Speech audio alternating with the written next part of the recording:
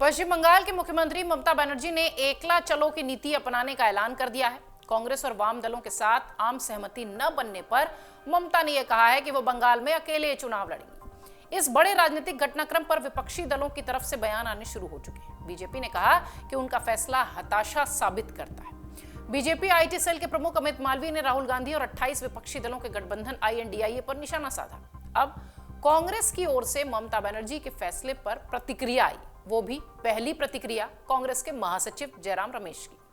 जयराम रमेश ने कहा कि टीएमसी आईएनडीआईए गठबंधन का एक स्तंभ है। हम ममता जी के बिना तो आईएनडीआईए गठबंधन की कल्पना तक नहीं कर सकते। कल हमारी यात्रा पश्चिम बंगाल में प्रवेश कर रही है। सीटों के बंटवारे को लेकर चर्चा चल रही है। जल्दी एक परिणाम आएगा जिससे हर कोई संतुष्ट रहेगा। पहले उनकी जो प्रतिक्रिया है जयराम रमेश की वो सुनिए, फिर उसके बाद आपको इससे थोड़ी सी जुड़ी हुई जानकारी भी देंगे। मैं यही कहूंगा, इंडिया गठबंधन का एक स्तंभ टीएमसी है। इंडिया गठबंधन की कल्पना हम नहीं कर सकते ममता जी के बिना। कल हम पश्चिम बंगाल में प्रवेश कर रहे हैं। सीट शेयरिंग की बातें चल रही हैं और कुछ ना कुछ रिजल्ट निकलेगा तो सभी को संतुष्ट रखेगा।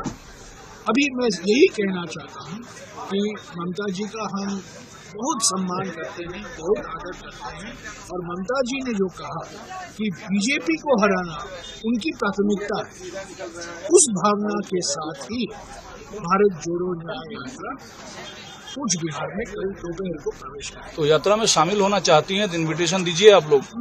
मेरे स्तर पर नहीं दिया जाता। मेरी जानकारी के अनुसार कांग्रेस अध्यक्ष हैं, राहुल जी हैं, हमारे प्रभारी संगठन है, उन्होंने बातचीत की होगी, जरूर बातचीत की होगी। मैं सिर्फ ये जानता हूँ कि तीन चार भाषणों में कांग्रेस अध्यक्ष ने सभी नेताओं को निमंत्रण दिया कि आप आइए, आप शामिल होइए। और पिछले 10 दिनों में हमने देखा है मणिपुर में, नागालैंड में और असम में भी सभी विपक्ष पार्टी के नेता और कार्यकर्ता शामिल हैं और हमें पूरा विश्वास है कि पश्चिम बंगाल में भी ऐसा ही। जयराम रमेश ममता बनर्जी के लिए क्या कुछ कह रहे हैं, लेकिन अब इन सारी बातों में एक पक्ष और भी जान लीजिए।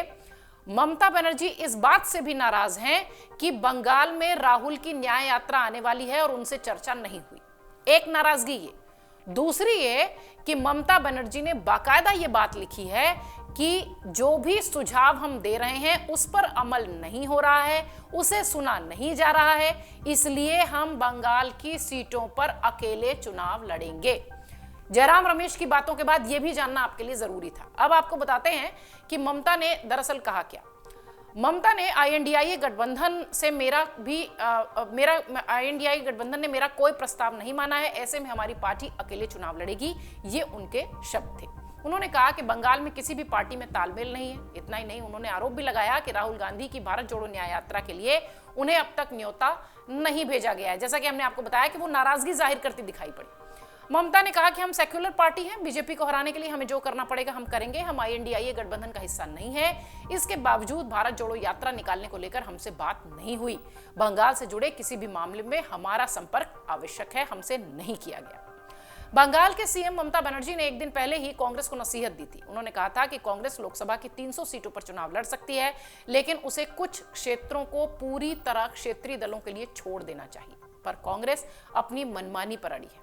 उन्होंने कहा कि कोई भी बीजेपी का उतना सीधा मुकाबला नहीं करता जितना वो करती हैं। ममता ने साफ किया कि अगर आईएनडीआईए गठबंधन की पार्टियां उनका साथ नहीं देती तो टीएमसी सभी 42 लोकसभा सीटों पर अकेले चुनाव लड़ने के लिए तैयार है। ममता ने कहा कि गठबंधन की बैठक में वो जब भी शामिल होती हैं तो मार्क्सवादी कम्युनिस्ट पार्टी विपक्षी एजेंडे को नियंत्रित करने का प्रयास करती है। ये मुझे स्वीकार नहीं है। मैं उनसे सहमत हो सकती हूं जिनसे कि मैं 34 साल तक संघर्ष करती रही। बहरहाल जिस तरीके से ममता बनर्जी ने अपनी बात रखी है, निश्चित तौर पर यह बताता है कि जयराम रमेश की प्रतिक्रिया जैसे आई वो कांग्रेस की तरफ से एक तरीके से राजनीतिक विश्लेषक मान रहे हैं कि एक झुकने जैसी स्थिति है, क्योंकि अधीर रंजन चौधरी लगातार हमें भीख नहीं चाहिए जैसी बात कह रहे थे, लगातार तल्ख तेवर दिखा रहे थे, और अब जब पलटवार करते हुए खुद ममता बनर्जी ने बड़ा ऐलान किया है तो अब कांग्रेस ये बात कहती दिखाई पड़ रही है कि भाई वो तो आईएनडीआईए गठबंधन की स्तंभ है। देखना यह है सीट शेयरिंग के मुद्दे पर कैसे बात होती है, क्योंकि लोकसभा चुनाव में बहुत कम वक्त बचा हुआ है और अभी तक INDIA गठबंधन सीटों को लेकर ही आपस में अपनी जो एक कह लीजिए अंडरस्टैंडिंग है, सहमति है, वो नहीं दिखा पाई है। तो वो वोटर्स को भला क्या लुभाएंगे। अगर आप ये वीडियो YouTube पर देख रहे हैं तो हमारे चैनल को सब्सक्राइब करें और बेल आइकन को दबाना ना भूलें। अगर आप Facebook पर ये वीडियो देख रहे हैं तो हमारे पेज को लाइक करें।